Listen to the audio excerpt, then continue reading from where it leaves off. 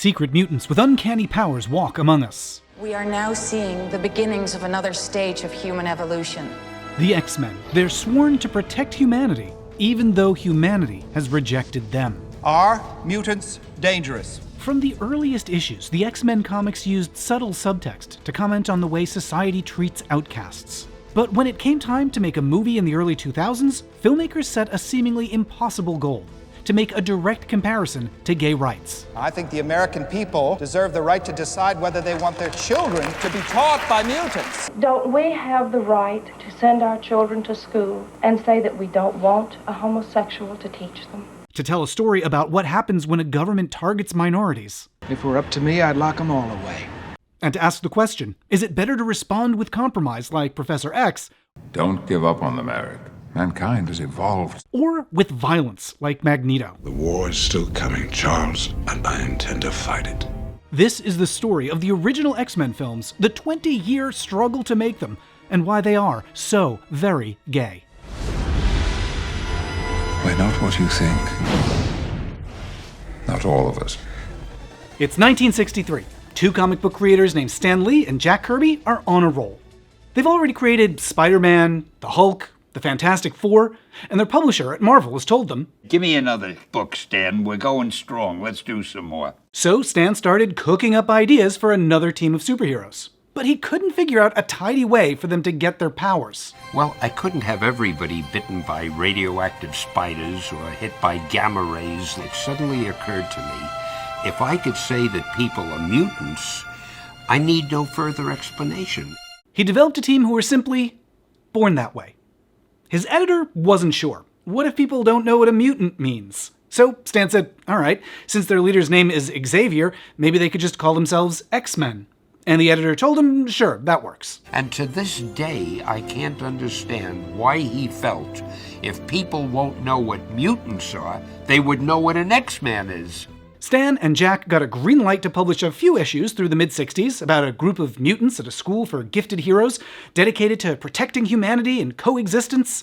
Their nemesis is a mutant named Magneto, who believes in mutant superiority, that mutants should rule the Earth. Early on, they found something special about the concept. I was just originally trying to get an interesting group of characters with interesting powers, and I thought it would make it twice as interesting if the public really didn't like them that much, and if they had to worry about their reception by the outside world. They're sworn to protect humanity, even though humanity has rejected them. I mean, here are people who are hated and hounded and harassed simply because they're different. They're people who want to live a normal life, they want to help us, and yet we don't let them. As time went on, Stan and Jack came to see it as a metaphor for the civil rights movement. In doing them, I was trying to create some sort of a metaphor for racial prejudice and bigotry.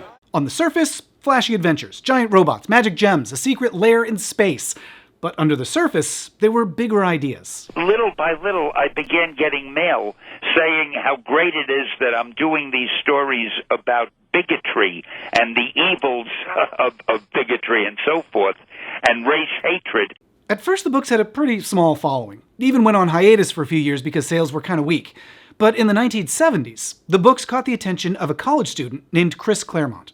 Chris was studying political theory at Bard College, and he had a side job as an assistant at Marvel. He wasn't especially interested in comics. He thought the industry was dying out, and in his opinion, deservedly so, because he felt the characters were just too simple. So after graduating, he got a staff position as a writer, which he saw as a stepping stone to real work, publishing novels. But then, he heard talk around the Marvel office about reviving the X-Men. As a metaphor for people fighting for civil rights, they resonated with his background in political theory, and he thought maybe he could make the characters more interesting by writing them like a method actor, thinking through their background, every detail about their lives, to give them more depth. He asked if he could write a few issues, and the X-Men were held in pretty low regard, so nobody else wanted to do it. So Chris Claremont took over, and somehow the stories became very complex. A lot more characters were introduced. The idea of having strong, dynamic women characters at that point in the comics medium was very rare. And the idea of having a major black character at that point was very rare. women then were basically defined as girlfriends, or the girls who got into trouble. Chris's stories tackled darker themes, heroes who get corrupted and become villains, anti-mutant panics, a vision of the future where mutants are sent to concentration camps. These complex stories hit a nerve. Fans loved them, especially fans who might not see themselves in other titles. Marvel told me that the demographic for the readership of the comics, I don't know whether it's true of the movies, is young blacks, young Jews, and young gays. These are all young people who feel that they feel a little bit like mutants, and so sympathize with them and want them to thrive and do well. I spoke to Anthony Oliveira, a writer on many Marvel books, including an X-Men story for Marvel Voices Pride, about why the X-Men were so important to him. I remember very distinctly when I got hooked on the X-Men, I was at a Scholastic book fair, and I really wanted some Spider-Man stuff because that was what I was into, and they didn't have any, but they had a book just said X-Men with Wolverine on the cover. It became an obsession of mine, and the metaphor of the text really lit up my childhood brain at a moment I really needed it. I was queer, I didn't know it, but I knew something was wrong, and the idea of the X-Men as a place where it was a community that knew the world hated it, but they were taking care of each other and they were friends and putting the lie to these narratives about them that were out there. I think it was the refusal to just make these characters the victim of history, that they were going to fight back and they were going to mold the way that the future would treat them, and that they were going to be active participants in their own narrative. I also talked to J.P. Karliak, the voice of Morph on X-Men 97. For J.P., the X-Men were one of the few places you could find queer stories, even if they weren't explicitly queer. Coding was really the only way to get authentic queer stories into a mainstream audience. I was picking up everything that they were dropping because I was so used to reading into those metaphors since I was a kid. And by the way, if you want to see more of my full interviews with Anthony and JP, I'm posting those as separate videos and as an episode of my podcast. There's links to the full interviews below in the description. As important as the X-Men were to marginalized readers, because the stories were so good and fun and exciting, the books were also a mainstream hit. By the 1980s, the X-Men series was one of the most popular in the world. Comics distributors measured other comic books against an X-Men index, comparing the number of orders against orders for that month's X-Men. And it was around that time that the director, Richard Donner, made a successful big-budget version of Superman. Now, there was interest in doing the same with other comic characters. But getting the X-Men onto screens was an especially bumpy road. One of the first attempts was in 1984, by writers Jerry Conway and Roy Thomas. They'd earned some nerd cred for writing a script for Conan the Destroyer. I suppose nothing hurts you.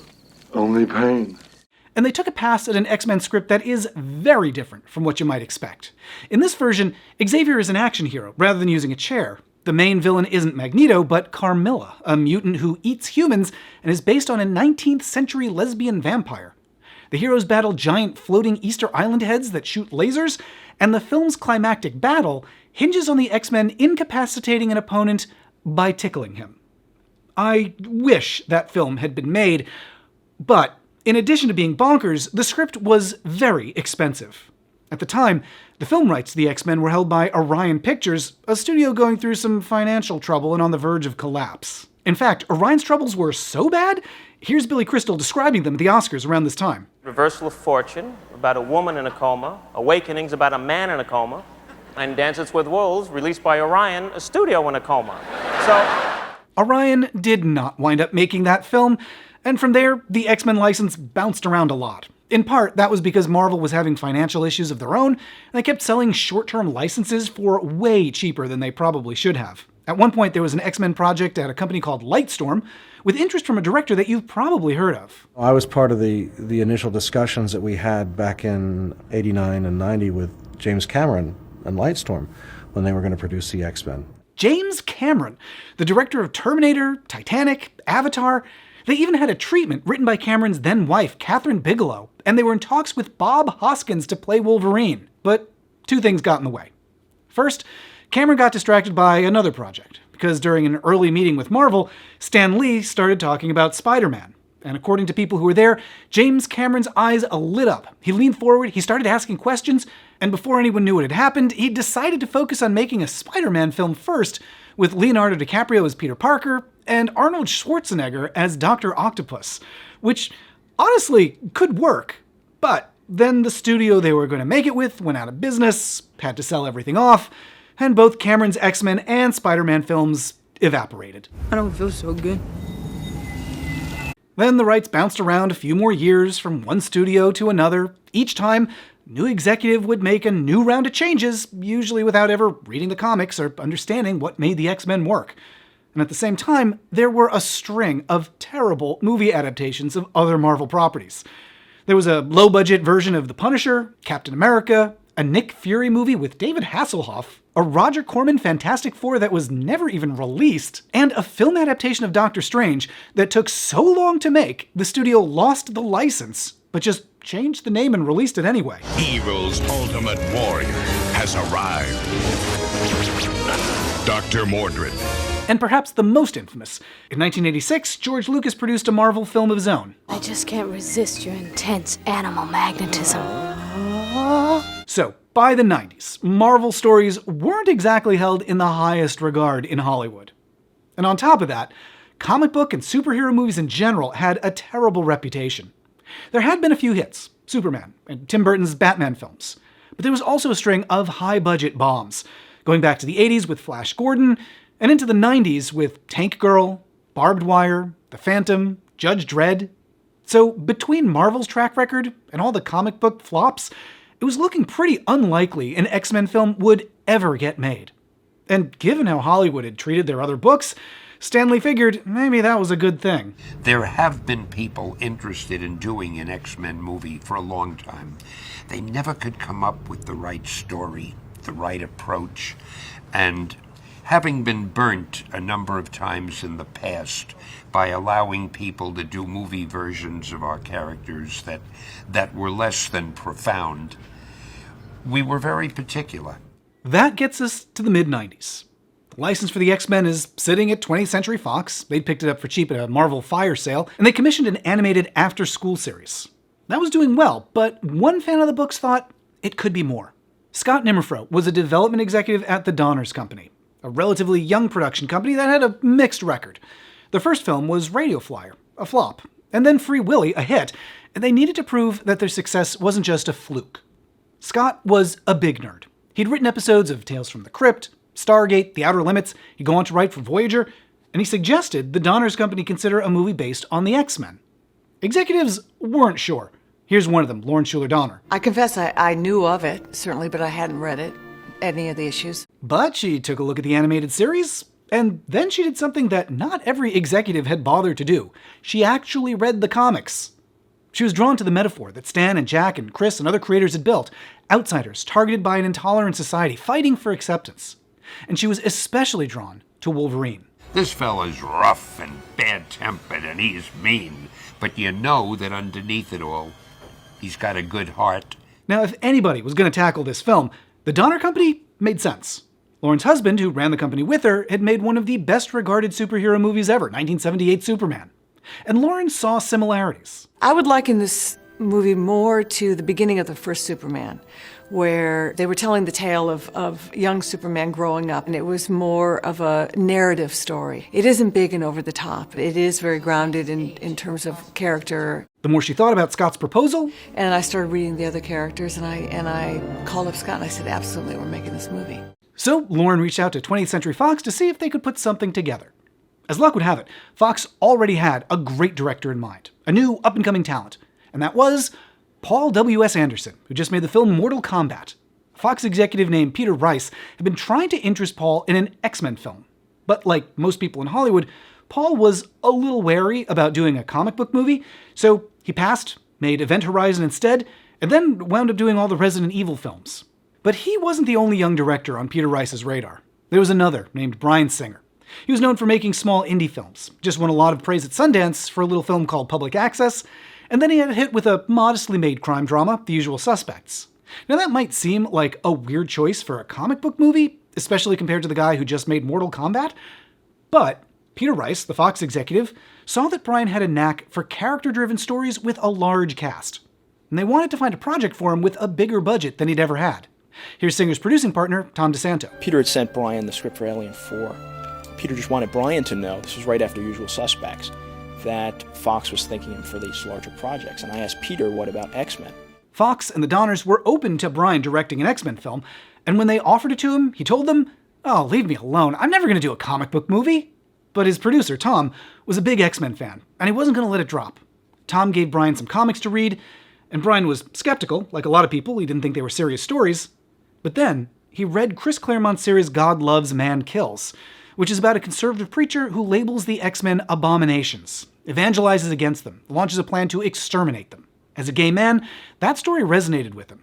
And also, the idea of finding a place where you can escape bigotry. Every young person at some point in their life feels different. They feel strange. They feel like they don't belong. And they dream of going to a special place where they could be taken care of and loved for who or whatever they are. Tom and Bryan started brainstorming ideas for a film that explored those themes. They wrote up a proposal, they showed it to Stan Lee, he loved it, and now they just needed a script. That was a rocky road too, because a lot of writers just didn't get what made the X-Men work. A parade of screenwriters attempted to tackle a script.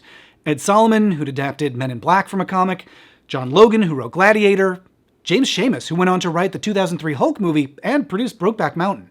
At one point, Joss Whedon was brought in to fix the third act, and he discovered the problem with Act 3 was Acts 1 and 2. He totally redid the script, and then came to a read-through, only to discover another writer had rewritten his script. So, what was the problem? According to Tom DeSanto, none of the writers were taking the story seriously. They wrote fun, campy scripts, or pure action. They didn't deal with the ideas that had attracted fans to the franchise. Bryan wanted the script to serve as an analogy for many kinds of outsiders, including gay teens. He told one interviewer, "A gay kid doesn't discover he or she is gay until around puberty, and their parents aren't gay necessarily, their classmates aren't, and they feel truly alone in the world and have to find, sometimes never find, a way to live." That feeling of being alone in the world was central to the movie they wanted to make.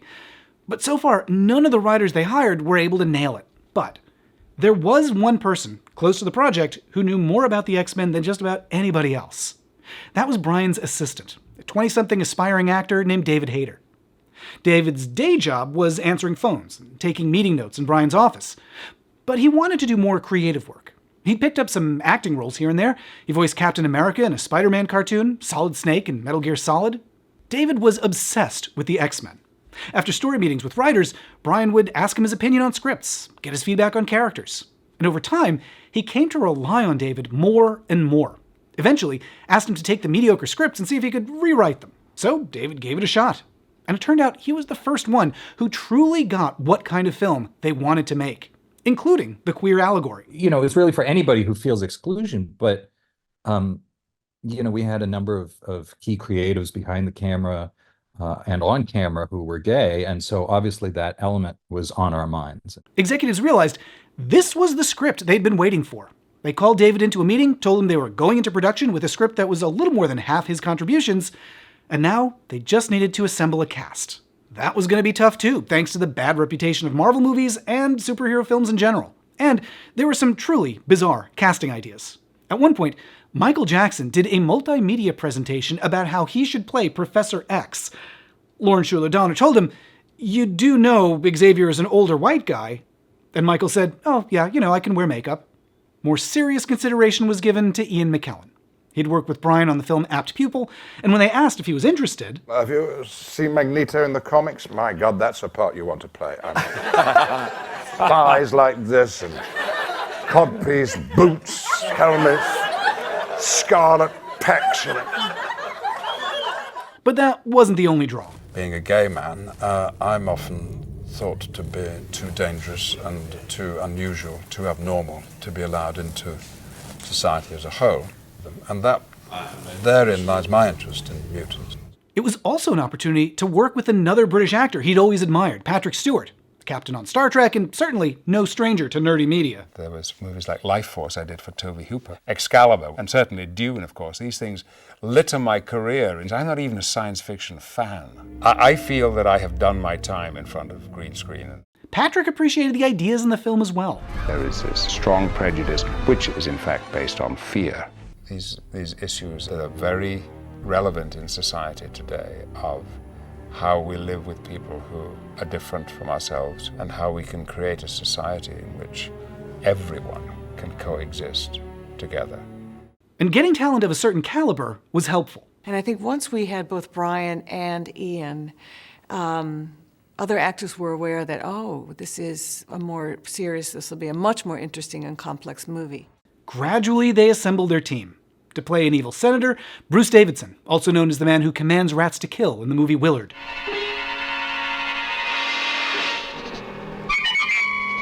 To play Jean Grey, Patrick Stewart was reunited with Famke Janssen, who had appeared with him on Star Trek. I'm an empathic metamorph. A metamorph? A mutant. A biological curiosity, if you will. To play Rogue, Anna Paquin, who had a personal connection to the material since she was herself a queer teenager. But the casting of Wolverine was tricky. Initially, Bryan Singer wanted the actor Dougray Scott, but producers made him audition other actors too, including an Australian best known at the time for musical theater. Oh, what a beautiful morning. When Hugh Jackman walked in, Singer said right in front of him, "I've got Dougray Scott playing the part. Why am I auditioning another guy?" And Hugh thought, well, he definitely wasn't getting cast. But plans changed, thanks in part to some intervention from a low-level executive who'd recently been promoted from an assistant job, a kid in his mid-20s named Kevin Feige. Now, we don't have time here for the story of how Hugh wound up playing Wolverine, and how Feige wound up in charge of the entire Marvel Cinematic Universe. But if you want that story, I'm posting it in a bonus video over on Patreon. That's at patreon.com/mattbaum. So, by late 1999, the cast was in place, they had a budget, though it was pretty modest, and they had a shooting schedule, with plans to release the film in about a year, over Christmas. But they'd only been filming for a few days when Fox executives called. There was a gap in the release schedule, they said, and they were changing X-Men to a summer release. Brian thought, oh, that's great, they'd have an extra 6 months to make the movie. But the studio told him no, they meant that coming summer. And that meant 6 months fewer to make the film. Now the pressure was even more intense, which is going to lead to a lot of sleepless nights. And if sleepless nights are a problem for you, you might want to take a look at this video's sponsor, Manta Sleep. I have always had trouble getting to sleep, and I've tried a lot of different solutions. Different positions, weird pillows, fans, no fans, sunlight clocks, all with mixed success. I wasn't sure a mask was going to help, but the very first time I tried sleeping with a mask from Manta Sleep, I fell asleep noticeably faster. There's just something so relaxing about being strapped in with this adjustable band. I feel like I'm entering Cerebro. Now I use it all the time, to sleep, to nap, to meditate. With the built-in Bluetooth speakers, I can listen to calming sounds. My favorite is a 12-hour loop of the Enterprise engine. And depending on your preferences, you can get a version made with silk, a weighted mask, a mask made of cooling pads, a mask with beads that release steam. Especially during the summer months, extra daylight can make it really hard to get to sleep. But Manta Sleep gives you total control over the sun itself. Head over to mantasleep.com and use code MATNAP10 to get 10% off your purchase. And big thanks to Manta Sleep for sponsoring this video. Now, back to the story of the X-Men, and the difficult job of turning the comics into a film. Although the budget and the timing were tight, those weren't the only challenges faced by the first X-Men film. Another was how to handle the queer subtext. That was a crucial element for a lot of the people making it. But this was the late 90s, and very few mainstream movies had made queer allegories so central. So, with X-Men, and a few years later with X2, they had to find a way to tell a story that reflected queer life while also being a blockbuster summer action film appealing to a broad audience. So, how'd they do it? Like with the books, you can see it at work through some smart metaphors. Early in the first film, we see how mutants are rejected by family and friends. We hear from Professor X. The students are mostly runaways, frightened, alone. Early on, the film introduces Rogue, a mutant who runs away from home after her powers start to manifest. And we don't know for sure that her family threw her out, but we also never see them come look for her. That's a situation a lot of people will recognize. Queer youth experience much higher rates of housing instability, eviction, rejection by caregivers, and the allegory is even closer to the surface in the sequel, X2. Rogue becomes close with Bobby, a character who's since come out as gay in the comics, and when they meet his parents, we see every single trope of a gay coming out scene. When did you first know you were a mutant? Compare that to the indie gay film Get Real, released 5 years earlier. How long have you known that you're dodgy? When Bobby comes out as a mutant, his parents wonder who's to blame. This is all my fault. Compare that to the coming out scene in Edge of 17. What did I do wrong? Nothing. And Bobby's mom asks a question a lot of queer people have heard. Have you tried not being a mutant? That's such a common line, it's not even the first time it's been parodied. Honey, are you sure you're a vampire slayer? I mean, have you tried not being a slayer? That this is so close to a coming out scene is no accident. After X2, you know, we called it the coming out scene where Bobby was talking to his parents about being a mutant, so Yes. maybe there's a lot more meaning behind that scene. And here are the filmmakers discussing their intentions. I think this is something that a lot of people have to go through, you know, whether you're gay. Scene's sort of an allegory of the classic coming out to your parents scene. Except in this case, it goes terribly, terribly, terribly wrong. And it does go terribly wrong. Like some siblings do, Bobby's brother refuses to accept his brother's difference. He calls the police and triggers a violent confrontation, just because he's heard that mutants are a threat and he believes it.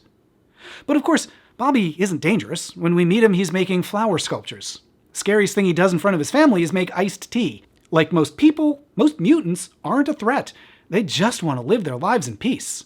But when you're rejected by your own family, what can you do? Well, try to find a place that's safe. And that's what Professor X's school is. To the public, we're merely a school for gifted youngsters. I protected them, taught them to control their powers, and in time, teach others to do the same. Like your friend Rogue. Here she is, with others her own age, learning, being accepted, not feared. This is so similar to how queer people make their way to cities and queer enclaves, or if they're teens, to theater camp. I watched my junior prom from outside in the bushes for 3 hours. Ooh, that's so Stella Dallas. That metaphor's been in the comics from the very first issue. I was surprised at how gentle and nurturing and thoughtful they are about the fantasy of the Xavier School and the fantasy of being held in community. There's a lot of scenes of like Rogue playing pinball, and like the mansion feels like a safe place. A group of misfits and outcasts who have no place to go. There's this benevolent guy who is just trying to care for everybody. There is so much of that aspect of like, look, we're just over here doing our thing. We really have no interest in infringing upon your lives, your rights, your thing. We're just doing us, and we just want to have the liberty to be us. And that, to me, I think is an instinct and an impulse that is hard to imagine a blockbuster taking the time for in 2025. If this franchise ever comes back, that is the part I think is most important. It is the part that is the least expensive. My own book, Avengers Academy, is all about this. Like, I like the scenes of characters just hanging out and being friends. I think it was, when I was a kid, my favorite part of the X-Men books, and remains so now. In the film, Professor X points out how important it is not just to find each other, but to stay hidden. Anonymity is a mutant's first defense against the world's hostility. That's a close analog to the real-life anonymity that queer people have often needed, especially pre-Stonewall. The Mattachine Society chose their name as a reference to Mattachinos, performers who hid behind masks. The Daughters of Bilitis chose an intentionally obscure name so that if anyone asked, they could say they were just a poetry group. What did you think she meant when she mentioned Sappho? I didn't know. I thought it was a detergent. And even out in public, queer people have found ways to signal to each other without other people noticing. Like with Polari, British queer slang. She's been a real boner over. Blowing the groundsels, ling grappling dilly boys, trolling the back slums. Or with the hanky code. Yellow one, left side means you give golden shower, right side you receive. The red one means... For mutants in the films, for minorities in real life, sometimes safety depends on not being noticed, because they may face worse threats than simply rejection. In the first two X-Men films, we see anti-mutant protests. Marketing for the film included an anti-mutant ad. Genetically altered mutants are everywhere. No place, not even your own home, is safe. Senator Kelly knows this better than anyone. He stands ready to fight for human preservation. A central villain is a politician who opposes the very existence of mutants. Are mutants dangerous? Compare those protests in the film to real-life protests against queer people. We do not want our children subjected to this kind of a role model. To real-life anti-gay ads. But in San Francisco, when they take to the streets, it's a parade of homosexuals. And to anti-gay politicians. Homosexuals do much more than sing, shop, and hold hands. A whole political movement has been created and sustained on a single notion, homosexual sodomy. Even the lowliest of animals do not wittingly conduct themselves in such a manner. But the scripts don't belabor it. They let the audience notice the connection on their own. One of the things the metaphor does is, like, you can have Senator Kelly talking about mutant registration or the mutant cure or whatever, and everyone understands what you're talking about in the real world, but you're not constantly re-traumatizing your audience by talking about the very real problems they're facing. And I think one of the things, to Bryan Singer's credit, is he was very overt in his filmmaking. In like, the metaphors were really clear. We know what he's putting down. What can we pick up from this? And Senator Kelly isn't just opposed to mutant existence. He wants to pass laws to force them to register, to be publicly identified. He says it's for everyone's safety. I think the American people deserve the right to decide whether they want their children to be in school with mutants, to be taught by mutants. If that sounds familiar, it's because there is a long history of bigots saying similar things about queer people. Don't we have the right to send our children to school and say that we don't want a homosexual to teach them? Part of the marketing for the first film included a mock anti-mutant website. If you went to mutantwatch.com, you were encouraged to report mutants to the government. There were articles about the mutant threat, including one about how mutants needed to be identified and regulated because some of them might have an unfair advantage in high school sports. Now, there is a long history of governments maintaining lists of queer people. Sometimes those efforts were ridiculous. In the 1970s, the Navy conducted a lengthy search for gay service members. One investigator heard that gays sometimes referred to themselves as Friends of Dorothy, probably a reference to The Wizard of Oz or the writer Dorothy Parker, but they thought that there was an actual woman named Dorothy, and the Navy spent years trying to find her so they could get her master list of homosexuals. But other cases were a lot more serious. In the 1980s, Reagan advisors wanted mandatory registration of people with HIV. We want to identify every person who's a carrier. We want to identify every possible way to stop them from spreading the disease. States passed laws requiring government lists with the names of people who tested positive. The bill, which allows for criminal prosecution of doctors who fail to turn in the names of people who have AIDS or test positive for the virus. Gay rights groups in Colorado say they will avoid a new AIDS reporting law by setting up clandestine laboratories and using doctors who will not report their names and addresses to the state health department. This was a terrible idea because it meant there was a strong incentive not to get tested. You criminalize the conduct, people won't report, people will lie. There will be no capacity to deal with the spread of the disease. That's why, for a vulnerable group, staying anonymous can be a matter of life and death. And in many cases, it doesn't stop with just lists. In the first X-Men film, Kelly says he just wants to know who the mutants are so people can choose to shun them. That seems bad enough, but in private, he reveals he has a very different goal. If it were up to me, I'd lock them all away. That is a brutal line, especially if you know about the Kelly character's lore. In a supplemental special, we learn he has a mutant daughter. With the support of all genetically pure and patriotic Americans, I can gladly promise you victory over mutants. It's okay, Daddy. I'm still your little girl. Kind of unclear what her power is, other than always having a good view at concerts. But even if she's not an official part of the movie, we can still assume Kelly's related to at least some mutants. There's one in every family, sire. 2 in mine, actually. And even though Kelly never publicly says what he's planning, Magneto recognizes it. He went through something very similar when he was young, and there's a deleted scene where Magneto confronts Kelly directly. And trust me when I tell you it's only a matter of time before mutants will be herded into camps, studied for weaknesses, and eventually wiped off the face of the earth. And even though that scene was deleted, he echoes it in dialogue with Rogue later on. There is no land of tolerance. There is no peace, not here, nor anywhere else. Women and children, whole families destroyed simply because they were born different from those in power. And he's not the only one who fears that Kelly's registration could turn into camps. Here's a scene from that special that was made at the same time as the film. I am most eager to know of any real threat posed to our country, but I also know how my family and thousands of others suffered unjustly from the unfounded hysteria surrounding the Second World War.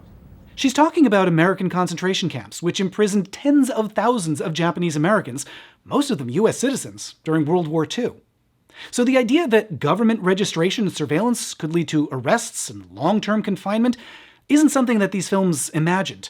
It's happened to a lot of groups, including queer people. Back in the 1980s, the calls for mandatory registration for people with HIV evolved into calls for HIV camps. But more controversial are proposals to find and segregate those exposed to AIDS. 26 million California citizens may be subject to blood tests and possible quarantine. So in the movies, the concern that mutant registration could lead to mass arrests is another reflection of actual queer experiences. And so is the concern that it won't just stop at arrests. There's an escalation from X-Men 1 to X2. In X-Men 1, the Mutant Registration Act is eventually withdrawn. But there are those who want to operate outside the law.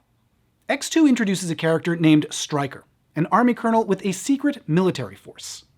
Stryker's son Jason is a mutant, and years earlier, he'd sent Jason to Xavier's school hoping that he'd be cured. You wanted me to cure your son, but mutation is not a disease. You're lying! That's another close analog to queer experiences. A lot of parents send their queer kids to camps hoping they can be made straight. Of course, it never works and winds up causing more harm. And for more about that, check out my video about the movie But I'm a Cheerleader. I myself was once a gay. Stryker's plan is to harness Xavier's power and kill every mutant on Earth. A genocide. This is exactly what Magneto warned about in the first film. What would you have me do, Charles? I've heard these arguments before. That it wouldn't stop with dehumanizing. It would lead to tracking. Let them pass that law and they'll have you in chains with a number burned into your forehead. Detention, and then... eventually wiped off the face of the earth. They're talking about mutants, but the metaphor is something that humanity has faced many times, against many groups, including queer people. Most notably, they were among those rounded up in World War II. But other countries have imposed the death penalty on people found to be queer. In the UK, homosexuality was punishable by death until the 1860s. In parts of the US, until the 1870s. And as of just a few years ago, Chechnya was rounding up gays into concentration camps where they were tortured and many killed.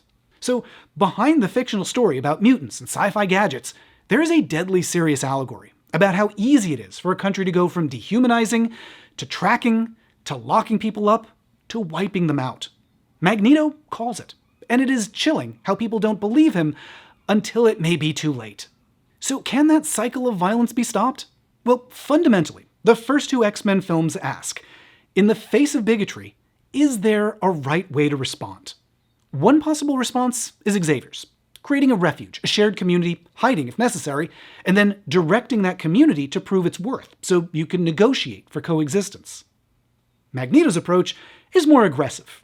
He believes the only solution to a human threat is to stand up and demand change. Magneto's mutants are the ones who can't hide. They're visibly different. And even if they could blend in... why not stay in disguise all the time? Look like everyone else. Because we shouldn't have to. Once again, this is a pretty good metaphor for a division in real-life queer liberation. In the 1950s and 60s, Xavier's was the dominant approach. It was so dangerous to be out, so when queer people did make themselves known, which was rare, they were careful to dress conservatively. Men in suits, women in dresses. They didn't shout, they handed out pamphlets. They were all on their best behavior. And while that might seem limiting, consider the time.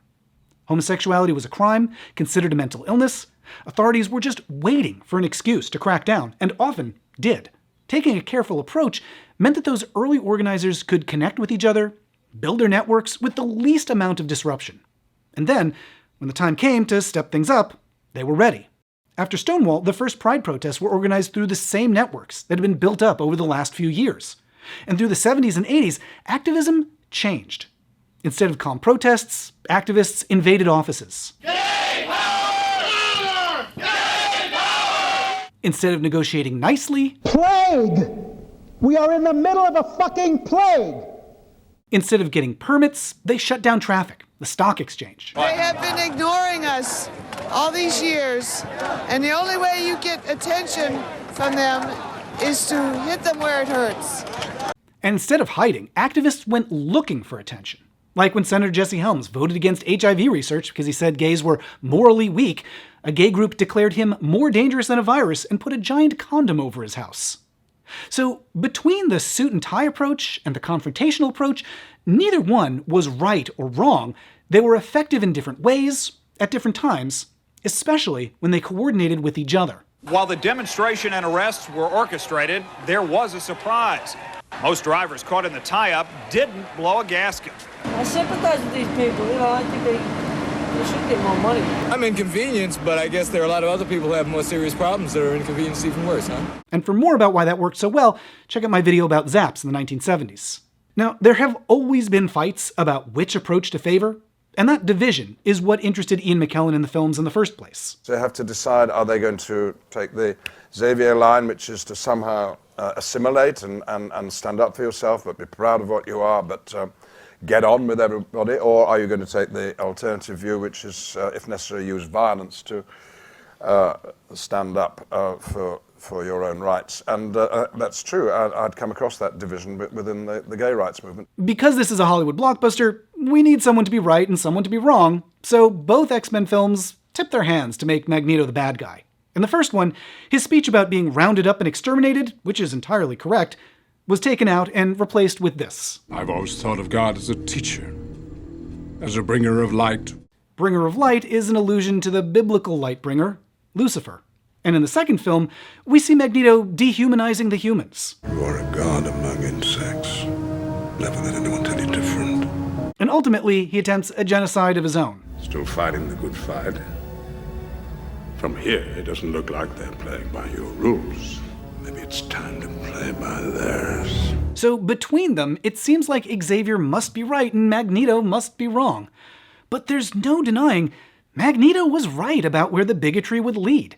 And Xavier seems to realize that there is value in Magneto's approach. At the end of X2, Xavier and the X-Men invade the Oval Office and confront the president. They say it's not a threat. Mr. President, this is not a threat. This is an opportunity. But it sure looks threatening. Xavier even brings with him the mutant who tried to assassinate the president at the start of the film. And they issue what is clearly a warning. We're here to stay, Mr. President. The next move is yours. We'll be watching. This is a huge change from where Xavier was at the start of the movies. Initially a pacifist who just watched unnoticed, now he's making a show of force, letting the president know that if humans declare war on mutants, it won't end well for the humans. So even though it might look like Xavier wins, Magneto loses, we also see Xavier shift. Magneto shows him there are times when negotiation doesn't work, because your opponent has moved on from negotiating. That's a shift a lot of movements have had to make. Sometimes meeting and compromises work, and sometimes you have to go bigger. So while this is all very interesting as a collection of historical allegories and meditations on activist theory, it seems like it would be a terrible focus for a mainstream blockbuster summer release. And that's on top of it being in a genre that's been discounted from a comic book company known for cinematic bombs, and an action movie with two lead actors in their 60s, and another lead actor who until this point was best known for Rodgers and Hammerstein musicals. So nobody had high hopes for an X-Men film. And in the pre-premiere press, you can see how desperate the actors are to explain this isn't like other comic book movies. Really, we promise. And it is a very, very serious movie. I think that this movie is a lot sort of smarter and has a lot more sort of thematically going on behind it than your average comic book movie, and it's set against a much more realistic background. So that's what sets it apart from, the previous genre movies of this kind. Even Kevin Feige, an associate producer on the first film, had his doubts. He kept thinking about how everyone considered Batman and Robin 2 years earlier the nail in the coffin of the genre. Feige said his great fear was, well, that's the end of that, in terms of movies based on comic books. And it's possible the X-Men films would prove that fear correct. So, the film came out July 14th, 2000, with a modest premiere on Ellis Island, and some interesting choices for entertainment at the after-party. And a few days later, when they got the box office numbers, the X-Men had blasted through the previous record for a summer release. $54 million on its first weekend, well on its way to $300 million worldwide. It was the number 3 movie of the year, behind Mission Impossible 2 and The Grinch. This was a tremendous vindication for everybody who'd spent so long trying to find the right way to make this film. I wrote the thing in 1963, and everybody says, isn't it great, you got it now? And I said, what took so long? And of course, they rushed towards production on a sequel, and another, and another, and another, and another. The success of X-Men and X2 cleared a path for the start of a whole cinematic universe based on Marvel characters. And it led to Marvel financing its own movies instead of licensing them to studios that didn't understand the source. Also, many of the people who worked on those first two X-Men films helped establish what became the MCU. David Hayter, who worked on the first Iron Man film. Kevin Feige now oversees the entire cinematic universe. And of course, Stan Lee is omnipresent. Now, not everybody stuck around. Bryan Singer stepped away from the films, and in recent years, he's faced accusations of abuse and unsafe conditions on sets. That's very disappointing. But even without him, the inclusion of queer themes and characters has continued, and even expanded. Whether it's subtext, like in X-Men First Class, which screenwriter Zack Stentz said had very intentional queer allegories. We are different, but we shouldn't be trying to fit into society. Society should aspire to be more like us. Mutant and proud. And with openly queer characters like Morph in X-Men 97. Here's Morph's voice actor, JP. We're never ultra overt about Morph's identity. We never have the very special, I'm non-binary episodes like the original X-Men movies. We didn't have to say anything overtly for everybody who was queer to pick up on it and be like, oh my God, this is mine. This belongs to me. I think I love Morph so much because of their impact and because of what the X-Men represents as a whole, especially right now as a team of outcasts who, despite being reviled by society, still choose to fight for society and fight for a better world and keep coming back in the face of adversity. And more important than the box office is the impact that these stories had. It provided a metaphor for talking about issues with my friends and issues in larger spaces about like queer acceptance, disability acceptance. Like it let a bunch of kids in a Catholic all-boys school have a way to think about difference that was counter to the narratives we were receiving as a kid. I think that it gave me a framework for coming out in a lot of ways. I'm not wrong just because the authority figures in my life say I'm wrong. At a time when no mainstream blockbuster film was ever going to focus on queer themes, the X-Men managed to show millions of people a coming out scene. A story about heroes who belong to a vulnerable minority. A warning about the danger of dehumanizing others, and examples of how to fight back against bigotry. All with fun action and snappy dialogue. It is incredible that a blockbuster film could do all that, but if any was going to do it, it makes sense that it would be the X-Men. As Stan himself said, as fantastic as comic book stories are, they're always a reflection of the real world.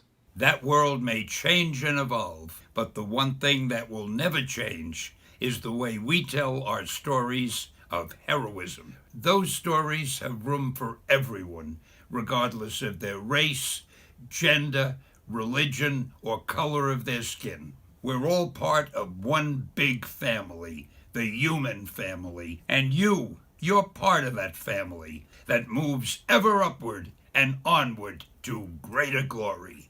In other words, Excelsior! Now there's a lot more to say about the X-Men. There's the story of how Hugh Jackman replaced the guy they wanted to play Wolverine, and how Tom Cruise helped get Ian McKellen cast as Magneto. Plus, more details about that never-produced, bonkers 1984 X-Men that climaxes in a tickle fight, and how the comics industry was transformed by a psychiatrist who mistook Batman and Robin for a secret gay couple. I'm posting all those stories and lots more in videos over on Patreon. That's at patreon.com/mattbaum. Huge thanks to Anthony and JP for chatting with me for this video. Check out my full conversations with both of them in video and podcast form. There's links to all that in the description. And thanks to Emma from the channel Media Processing for the edit on this video. Click the link on screen or in the description to check out her channel. And now, if you'll excuse me, it's time for the next stage in human evolution.